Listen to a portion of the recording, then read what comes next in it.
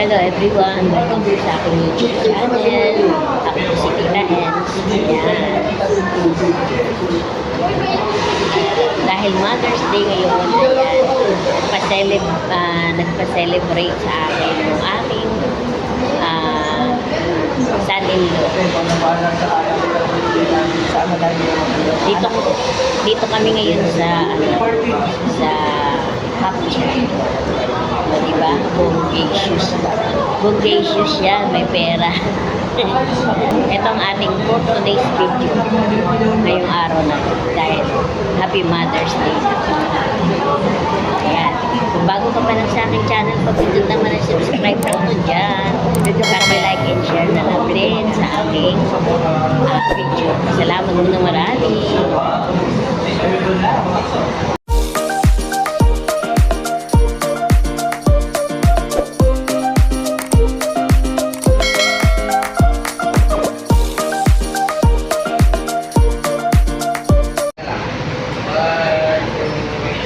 Celebration ng mga mother. Sabay-sabay naman.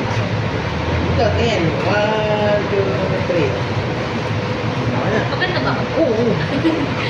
Maraming salamat sa blowout nitong son-in-law ni Edita.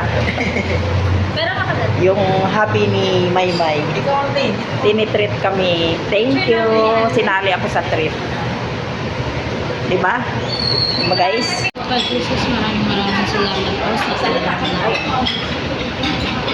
Papa Jesus, maraming salamat po sa ibinigay niyo sa amin ngayon.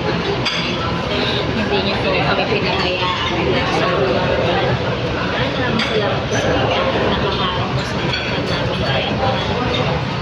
Kaya maraming salamat po. Dahil mahal na po kayo na po mahala sa amin. Dahil po ang sulat.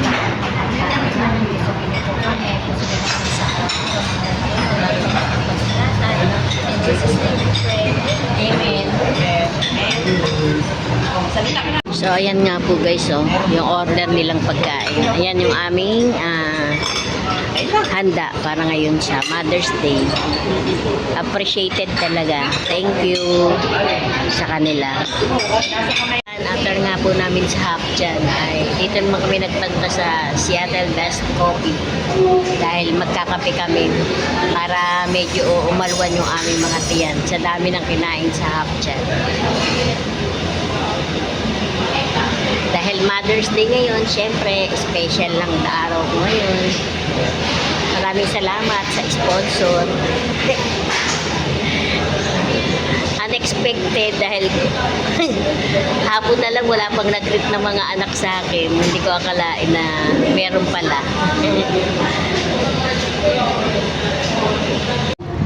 So ayan nga po guys, kakauwi lang namin galing nga po dun sa trip ng aking son-in-law dahil Mother's Day. Unexpected yung aking ganon, yung celebration kasi hapon